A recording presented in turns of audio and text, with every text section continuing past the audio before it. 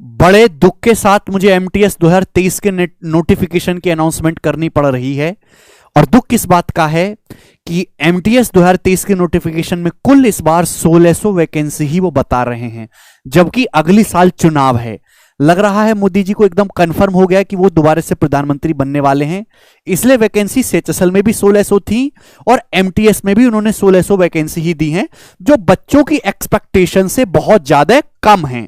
ये tentative vacancy हैं, हालांकि ये वैकेंसी बढ़ाई जाएंगी, बट कितनी बढ़ाई जाएंगी इसकी गारंटी नहीं है।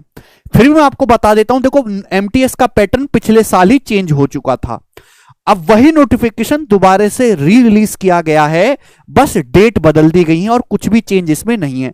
एमटीएस का जो पेपर है अब वो 1 डे एग्जाम है, मतलब इस सेंट्रल गवर्नमेंट की एक ऐसी जॉब है जिसमें केवल आप पेपर एक क्वालिफाई करिए, उसके बाद ना आपको कोई इंटरव्यू देना है, ना ही कोई डिस्क्रिप्टिव होगा, कुछ भी नहीं, बस आपका 1 डे एग्जाम की तरह ये बन चुका है।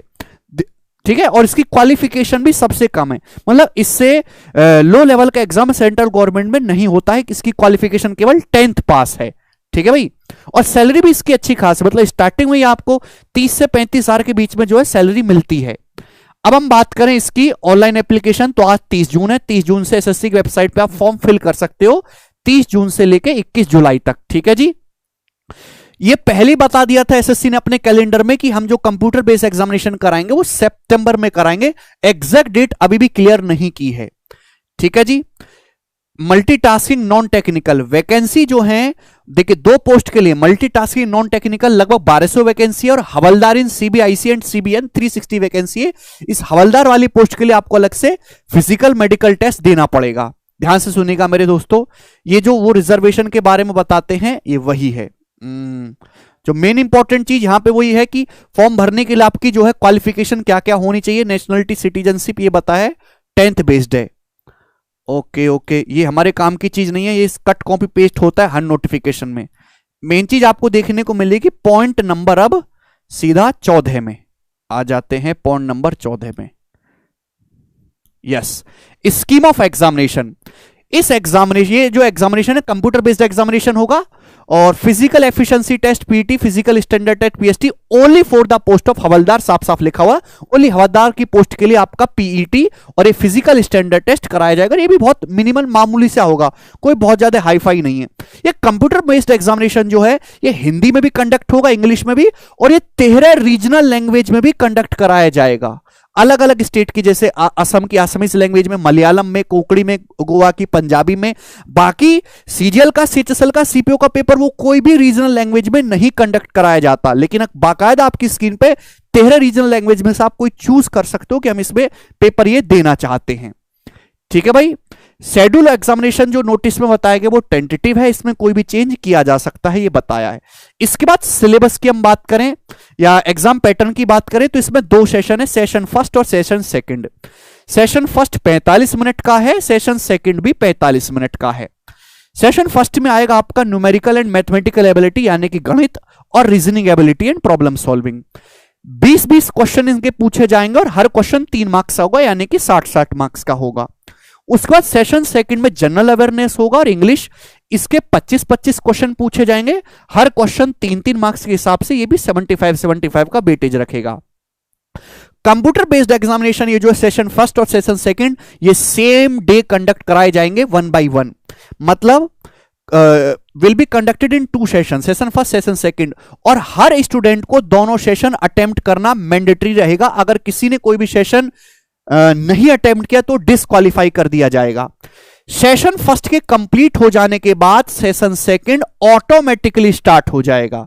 सेशन सेकंड भी 45 मिनट का होगा और completion of 45 minute session second and computer based examination will come to an and.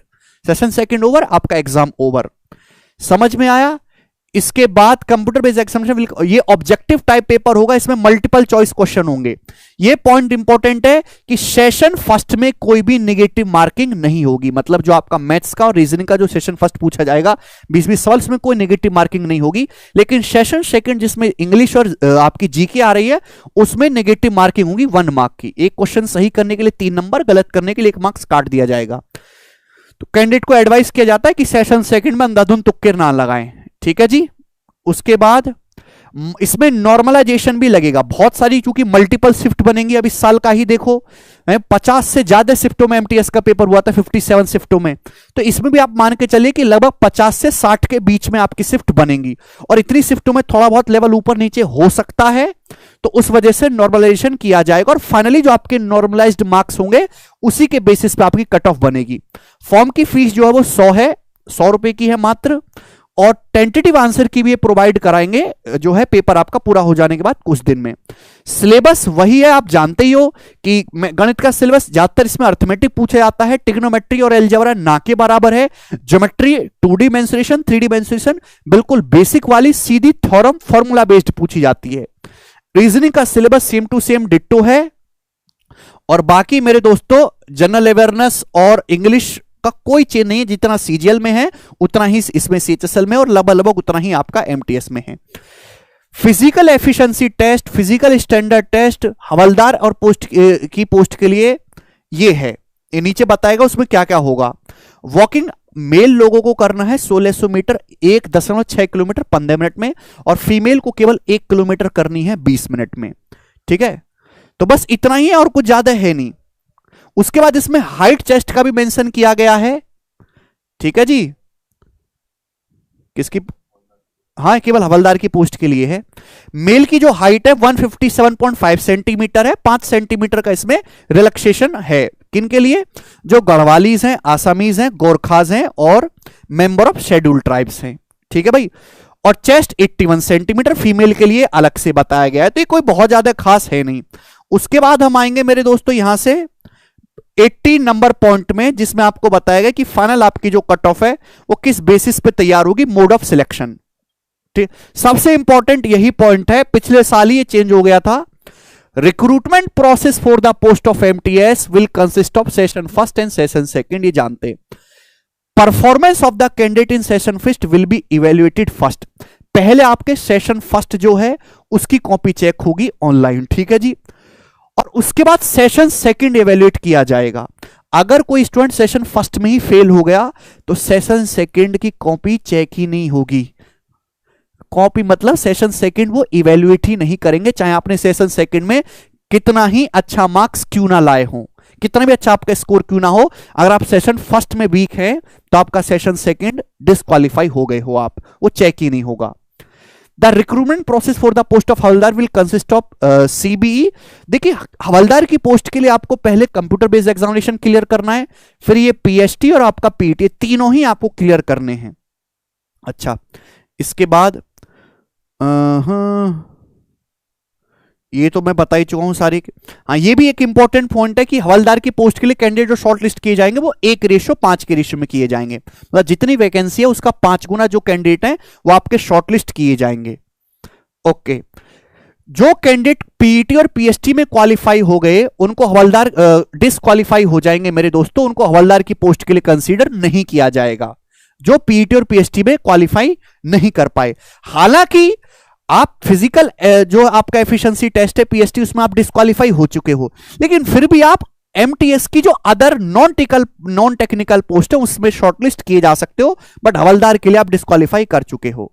ठीक है जी, ये 10 नंबर पॉइंट में साफ साफ क्लियर किया गया। For the post of MTS based on the performance in session second of the CB candidate will be considered for final merit list, यानी कि आपकी जो मेरिट लिस्ट बनेगी वो सेशन सेकंड की फाइनल परफॉर्मेंस के आधार पर बनेगी। ठीक है, यानी कि मैथ्स और रीजनिंग वाले सेक्शन में केवल आपको क्वालिफाई करना है जिससे कि आप सेशन सेकंड में पहुंच पाओ, और आपकी जो फाइनल मेरिट लिस्ट बनेगी वो सेशन सेकंड के बेसिस पर ही बनेगी। यही मोस्ट इंपॉर्टेंट पॉइंट है। ठीक है, तो आपको ज्यादा से ज्यादा ध्यान देना है इंग्लिश पे और जीएस पे ही, बाकी नॉर्मल सी बातें हैं, ऐसी कोई खास बात है नहीं इसमें। ठीक है, वर्क इसमें कुछ नहीं है, जो है आपको फाइल जो है एक टेबल से दूसरी टेबल पे ले जानी है। ठीक है भाई, डिपार्टमेंट टू डिपार्टमेंट थोड़ा थोड़ा वेरी करता है। किसी के बच्चे के मन में आ रहा हो कि पानी देना है या फिर कोई साफ सफाई का काम है, ऐसा काम नहीं है। प्राइवेट लोग हायर किए जा रहे हैं पानी देने के लिए या सफाई या ऐसे अनऑथराइज काम के लिए। ठीक है,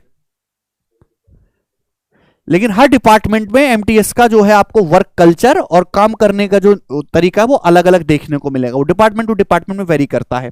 तो कंप्लीट नोटिफिकेशन है, उसके बाद ये तो कट कॉपी पेस्ट है, नीचे इन्होंने दे रखे होंगे कि हम कौन कौन से सेंटर बनाए हैं, ये फॉर्म आपको भर के ले जाने हैं, पूरा तो पढ़ा भी नहीं जा सकता भैया, अरे बाप रे बाप, तो इसका कोई अंत नहीं है इसकी है। हाँ फोटो सही से लगा देना भैया, देखो इन्होंने हर चीज के लिए एक सैंपल आपको दिया है, ये देखो पूरा फॉर्म भरने का सैंपल किया, नाम भरना है, कैपिटल लेटर में आपको नाम भरना है, जो आपकी 10th की सर्टिफिकेट में वैसे ही भरना है, ठीक है ना। तो हर चीज का इसमें फॉर्मा जो इन्होंने दे रखा है फॉर्मेट। उसके बाद फोटो के लिए दोस्तों ये एक्सेप्टेबल फोटो होगी बिना ग्लासेस के, कोई एक्स्ट्रा कलर नहीं होना चाहिए, आपकी थोड़ी बोड़ी ऐसे कटी हुई स्टाइल मारते हुए नहीं होनी चाहिए, ब्लर नहीं होनी चाहिए, फोटो आड़ी टेढ़ी नहीं लगानी, छोटी नहीं लगानी, काली नहीं लगानी, भेंडी फोटो नहीं लगानी, आपको बिल्कुल क्लियर फोटो आपकी दिखनी चाहिए, ठीक है जी। साइज भी उन्होंने साफ साफ मेंशन कर रखा है, जो नोटिफिकेशन में है, ये चेंज करते रहते हैं हर बार थोड़ा थोड़ा, जो नोटिफिकेशन में उसी के आधार पे आप अपना भरेंगे, ठीक है जी, चलेगा। तो ये मैं टेलीग्राम चैनल पे डलवा दूंगा, डिस्क्रिप्शन में लिंक पड़ा हुआ, वहां से जाके पूरा पढ़ सकते हैं। फॉर्म अभी आप 2-4 दिन रुक के भर दीजिएगा, कोई दिक्कत नहीं है। तो जिन बच्चों का टारगेट एमटीएस है वो अभी अपनी तैयारी शुरू कर दे, क्योंकि जून जुलाई अगस्त सितंबर मतलब आपके पास 2.5 से 3 महीने का समय है, हैं? जून गया, हाँ तो जून तो हटा दिया ना, तभी तो जुलाई अगस्त सितंबर बोला मैंने, ठीक है जी। तो 2 महीने का 2 से 3 महीने का आपके पास समय है, ठीक है भाई। और पेपर काफी दिन तक चलेगा, इस बार तो पेपर भी उन्होंने ब्रेक लेके करवाया था एमटीएस का, ठीक है। चलिए दोस्तों बाय।